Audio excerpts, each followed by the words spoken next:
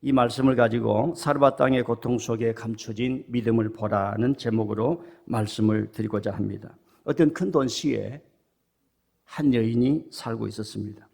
그 도시는 과거에 발달된 부와 향락과 문명은 사라지고 녹슨 철골 마냥 방치되어 갔습니다.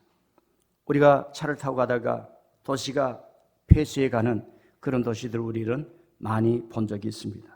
과거 그 도시 앞에 펼쳐졌던 거대한 바다, 지중해였습니다. 그 바다를 덮었던 무역선들은 보이지 않고 항구마다 향료와 금과 은과 상품을 실어 날랐던 나무배들이 해변가나 항구가에 방치된 채 썩어가고 있었습니다. 과거의 영화를 찾아보려고 왕들은 일어나 백성들에게 자신이 믿는 신을 강요하면서 부와 풍요가 다시 올 것이라고 외쳤습니다. 부를 얻기 위해 세금을 올리는 폭압의 정치 앞에 백성들의 늑골은 휘어져만 갔습니다.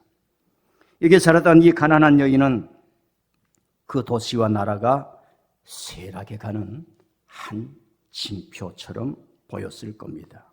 어느 날 이 여인 앞에 외국인의 형상을 한 이상한 사람이 나타났습니다. 대뜸 여인이여, 내게 물을 좀 주실 수 있겠소? 여자 앞에 나타난 외국인, 그것도 남성, 1초도 안 되지만은 순간에 긴 침묵이 이 여인의 마음에 자리 잡았을 겁니다. 그래요? 목이 마른가 보구려. 내 처지가 형편없지만 물 한 잔 줄 수 있는 인심은 남아있어. 그 여인이 그렇게 묻는 남성을 압도하면서 물을 가지러 갑니다. 물을 가지러 가는 그 여인을 향해 이 외국인 남성은 다시 그 여인의 뒤를 향해서 이렇게 말합니다. 여보시오, 물을 주려거든 떡까지 만들어 주시구려.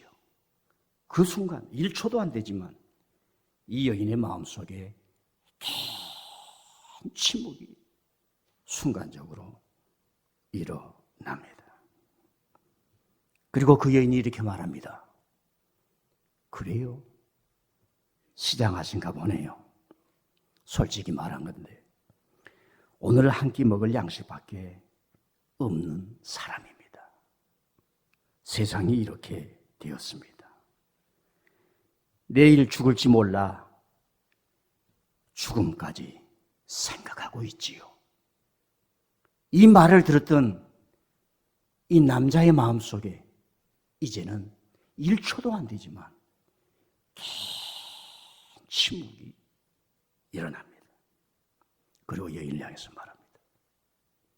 그래요? 그래요? 당신의 처지가 그래요? 죽음의 끝자락에 온 그 처지라고요? 두려움하시오. 두려움하시오.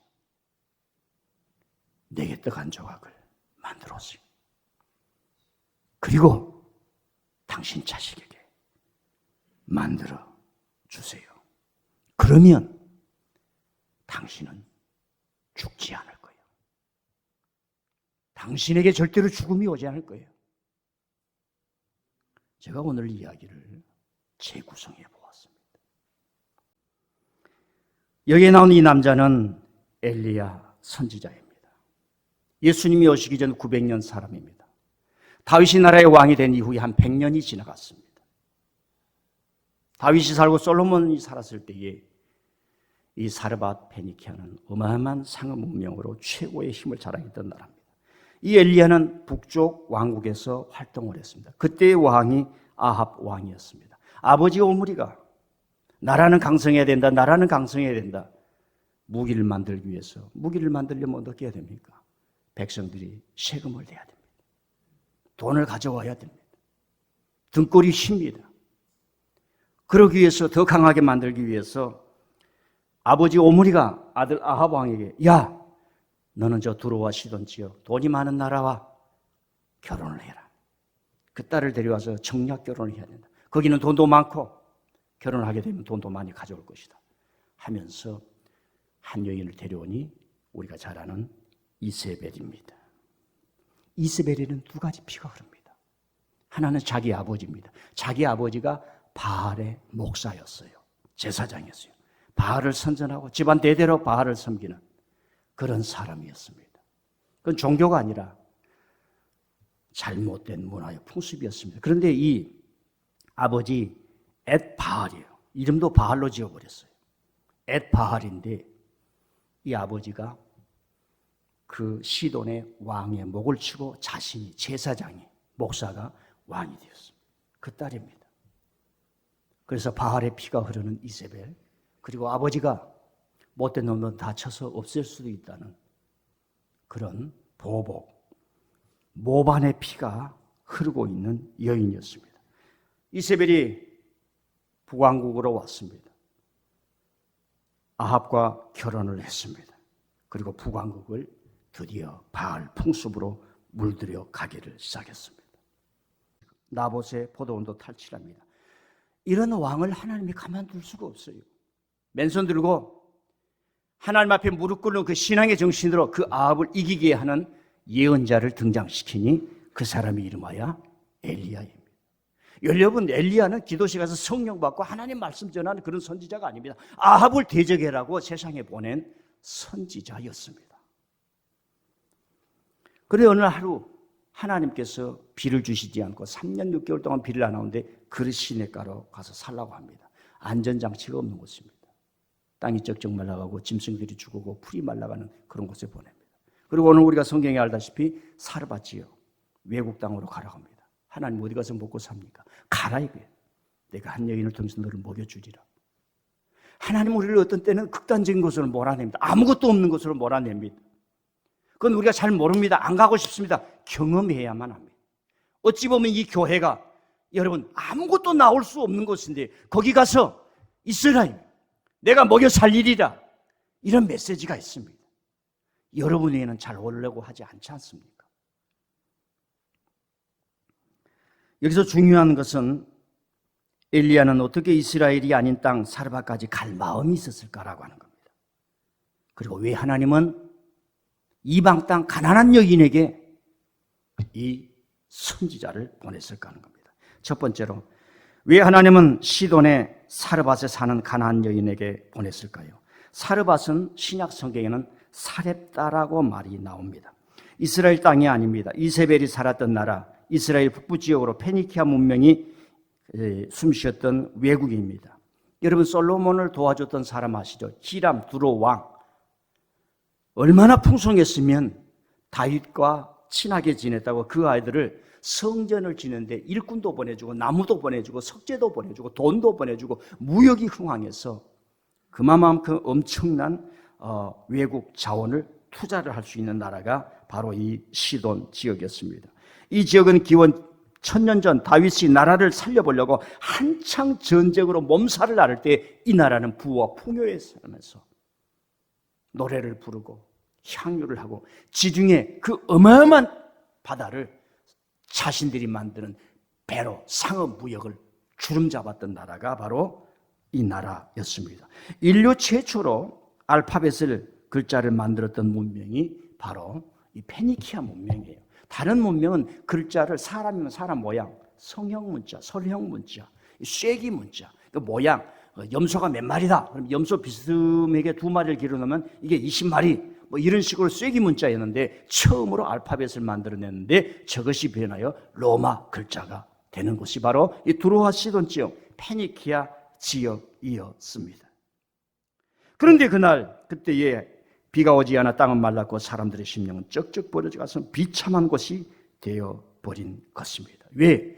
그 페니키아 문명은 후대에 와서 바알 종교, 비를 관장을 하고 번성하게 하고 축복하는 분이 바알이라 하면서 선포했는데 번성은 무너지고 철골은 녹슬어가고 사람들의 심령은 쩍쩍 말라가고 이 여인이 고통을 당하면서도 아무도 구원의 손을 뺏지 않는 그런 나라도 쇠약한 곳에 이 엘리야를 그곳에 보낸 겁니다. 거기 가서 가짜가 무엇인지를 알게 된 겁니다. 거기 가서 바알이 얼마나 가짜요? 지금 자기 나라를 주름잡고 있는 아합과 이세벨이 만드는 정치가 얼마나 가짜라고 거짓이라고 하는 것을 몸으로 뼈저리게 체험을 하게 됩니다. 여러분, 엘리야는 정신이 번쩍 들었을 겁니다. 어서 속히 우리들도 풍요 속에 살아가는 대한민국 젊은이들과 저와 여러분들이 정말로 한 끼가 없어서 돈 1,000원이 없어서 온 식구가 굶어야 하는 그런 곳에 가봐야, 그곳에 가봐야 내가 전략할 수 있는 힘이 생기고 내 방에 붙여놓은 쓸데없는 우상 같은 아이돌 같은 사진들을 다 찢어내면서 주여 내가 다시 살겠습니다, 다시 살겠습니다, 그런 자각이 일어나잖아요. 지금 엘리야가 하나님의 선지자지만은 그곳에 가서 그걸 배우는 겁니다. 우리 교회에 와서 여러분들이 그런 자각을, 하나님이여 내 영혼에 자각을 주시옵소서, 이런 은혜가 일어나기를 바랍니다. 여러분, 의를 이루기 위해서는 의를 파괴하는 죄악의 고통이 얼마나 크고 개인과 공동체 행복을 파괴하는 것이 얼마나 무서운가를 알아야 의의 힘이 일어나는 겁니다.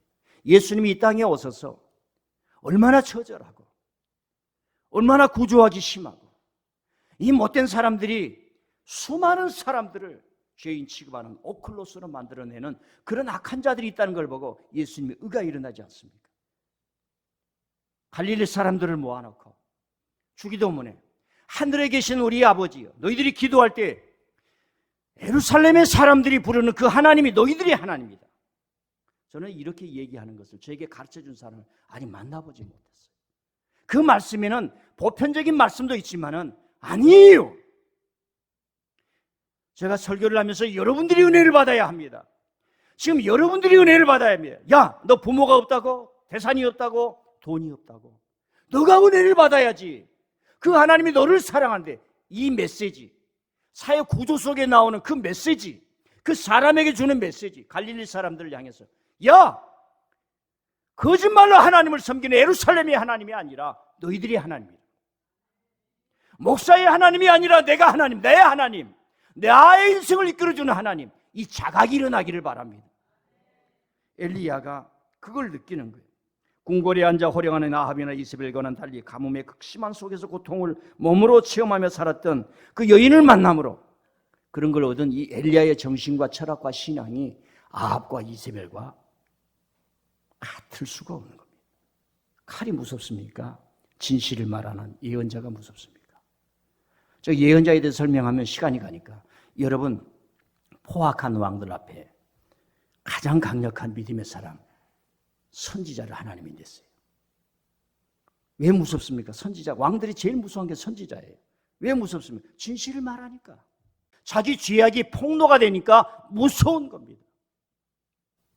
그래서 왕들이요, 백성들을 거짓으로 우민화시키기 위해서 자기 어용 선지자들을 많이, 그리고 임명장을 주고 왕들이 말하면 선지자가 말했다고 말합니다. 그 구약에 다 나오는 거예요. 목사님이 나를 축복했는데, 가짜 목사님이 나를 축복해도 사람들이 그걸 따라가는 겁니다. 그래서 저도 내가 가짜가 안 돼야 될 텐데, 바른 지식을 가져야 될 텐데, 성도들의 고통과 눈물을 바로 알아야 될 텐데, 이런 거 있으면서 또 염원이 있지요.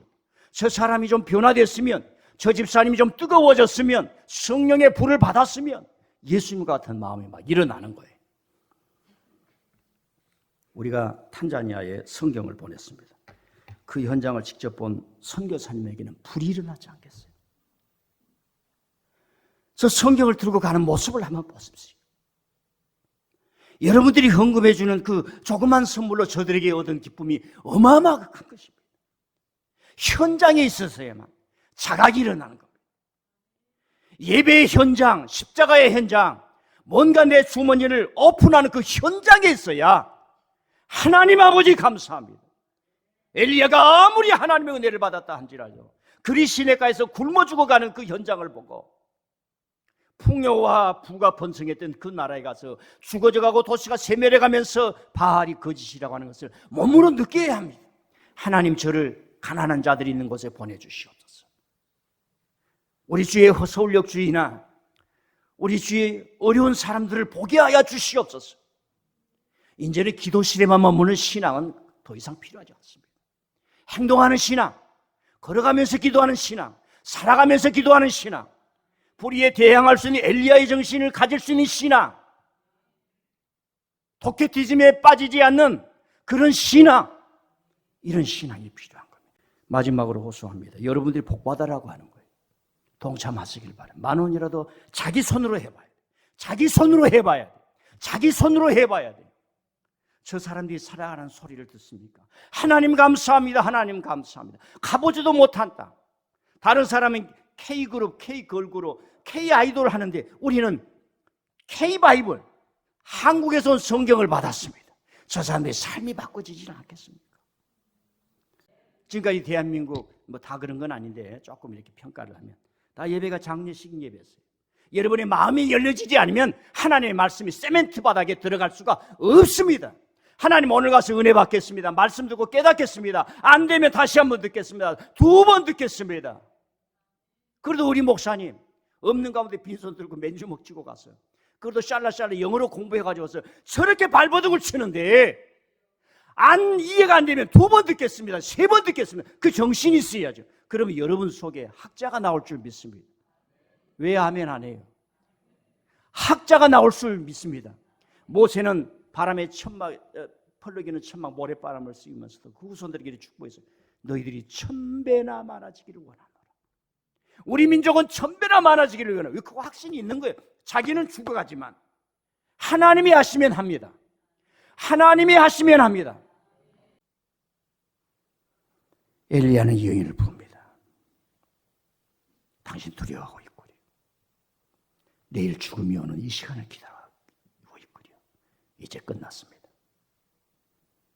두려워하지 마십시오. 떡 한 개를 조그맣게 만들어 내게로 가져오시고 그 후에 당신 아들을 위하여 만들길 바랍니다. 그리고 선포합니다. 이스라엘 하나님 여호와의 말씀이 나 여호와가 비를 지면에 내린 날까지 그 통에 가루가 떨어지지 아니하고 그 병에 기름이 없어지지 아니하리라. 여러분 믿을 수 있습니까? 진짜 믿을 수 있습니까?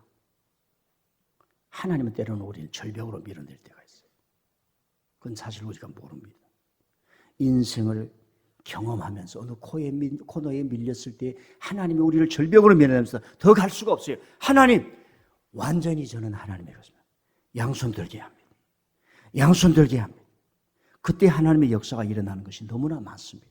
물론 하나님은 평상시에도 일어납니다. 그 과정을 통해서 그런 평상시에 은혜로 우리를 초대하는 것을 알게 됩니다. 여러분 이 말씀은요, 베드로가 성전 비문에서 내게 은과 금은 없거니와 나에게 있는 것을 너에게 주노니 나사렛 예수의 이름으로 일어나 걸으라. 이 말씀과 똑같습니다. 여러분 하나님의 축복을 받고 싶습니까? 여러분이 행하는 헌신과 여러분이 행하는 정성과 여러분이 행하는 그 눈물에 예수님이 연민이, 하나님의 연민이, 목회자의 연민이, 여러분의 부모님의 연민이 막 느껴져야 할 줄 믿습니다. 여러분 엘리야는 그 여인을 봤을 때에 축복합니다. 하나님의 종은요, 성도를 볼 때 축복할 수 있는 권한이 있어야 돼요. 하나님의 영감과 은혜를 경험해야 됩니다. 아무나 되고 축복하는 게 아니라 두려워 말라. 두려워 말라. 여호와의 말씀이 나 여호와가 비를 지면에 내린 날까지 그 통에 가루가 떨어지지 아니하고 그 병에 기름이 없어지지 아니하리라. 엘리야의 힘이 아니라 하나님이 자신을 보내서 사명을 하는 그 은혜가 있습니다. 여러분 교회는 축복의 동산입니다. 거기에는 하나님이 세운 종이 있습니다. 여러분의 헌신과 눈물과 살아가는 고통을 보고 하나님 아버지 이 가정을 복되게 하여 주시옵소서. 그 영권을 여러분들이 받으실 수 있기를 바랍니다. 그 축복을 받으실 수 있기를 바랍니다. 하나님, 목사님, 저 기도해 주세요. 왜 제 사무실에 안 오는지 모르겠어요. 제 사무실은 항상 문을 열어놔요. 겨울만 아니면. 알란가 모르겠어요. 우리 교회는 밖에서 다 안이 보이게 해놨습니다. 다 뜻이 있어요. 그런데 잘 안 와요. 오자마자 제가 앞에 감사합니다, 사랑합니다, 축복합니다, 죄송합니다, 미안합니다. 내가 인사하는 것도 아예 써붙여놨어요. 그래도 안 와요.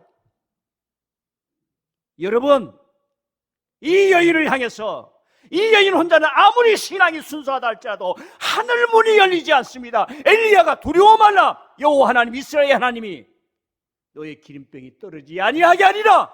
이 선언이 있고서야 문이 열리는 겁니다. 문이 열리는 겁니다. IQ 200짜리라도 학교를 안 가면은 멍청이가 되는 겁니다. 여러분들이 아무리 착해도 교회 오지 않으면 믿음은 자랄 수 없습니다. 여러분이 아무리 잘해도 부모님의 사랑이 없으면 항상 외로운 거예요. 요즘 너무나 많이 나타나지 않습니까?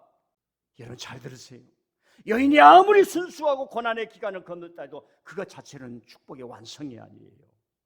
하나님이 그것을 보내서 이 여인을 그 믿음을 통해서 하나님이 어떻게 역사하신가를 보게 하는, 축복을 받게 하는 그 역사를 지금 하나님이 만들어내시는 줄 믿습니다. 우리 젊은 사람들 토요일날 나오세요. 여러분을 위해서 이 교회는 내 몸뚱어리, 그리스도의 몸이, 바울은 예수님을 본 적이 없어요. 예수님의 몸은 그리스도, 교회라 그랬습니다. 다른 뜻이 있어서가 아닙니다. 몸으로 느껴야 돼요. 피부로 느껴야 돼요. 내가 만져봐야 돼요. 여러분요, 내 자식도 나놓고 만지지 않으면 정이 안 가는 겁니다. 엘리야의 눈이 한 여인을 보면서 이 깨끗한 믿음, 이 거룩한 믿음, 거짓의 바알에 맨손 들고 저항할 수 있는 힘이 생기지 않습니까? 토요일 새벽에 나와서 기도하고 빗자루를 한번 접어보세요. 자, 결론을 맺습니다. 엘리야는 그리시니가로 보내고 사르밧에게 보내서 하나님이 훈련시킵니다. 아합을 대적하고 이세벨을 대적하기 위해서. 이 사실이 있어야 하나님의 메시지가 도케티즘으로 안 빠지는 거예요. 여러분을 훈련시키는 뜻이 있습니다. 여러분들이 메시지를 듣는 뜻이 있어요. 메시지로 기쁨화되는 그것에 만족하지 말라는 거예요. 주님의 나라의 제자가 되고 이 교회의 일꾼이 되라는 그 뜻이 있는 줄 믿습니다. 이 사건은 얼마나 큰 사건이었냐면 훗날 1000년이 지난 이후에, 거의 900년이 지난 이후에 예수님의 정신 속에 각인이 됩니다. 그리고 누가복음 4장에서 사르밧 과부에게 찾아갔던 그 엘리야의 마음을 예수님이 그대로 담고 동서남북으로 가서 예수님이 말씀이 전하게 됩니다. 사랑하는 성도 여러분, 하나님 나라를 위해서 일하는 이 가난한 여인의 고통 어린 눈물의 헌신과 믿음, 하나님이 외면하지 않습니다. 여러분, 그런 사람들로 우리 교회에서 신앙생활 하실 수 있기를 바랍니다. 설교가 여기까지예요. 그래서 요즘 책을 읽으면 책 후기가 있습니다. 이 여인이 비가 올 때까지 엘리야 선지자를 자기 집에서 떠나지 못하게 합니다. 그리고 매일 음식을 만듭니다. 떡을 만드는 거죠. 떨어지지 아니하는 기름병 통과를 보면서 이 여인이 느꼈을 그 새로운 세계는 어떡하겠습니까? 신앙생활, 구원의 생활, 은혜의 생활은 바로 이 여인의 기쁨이 충만했던 것처럼 여러분과 저에게도 계속될 줄 믿습니다.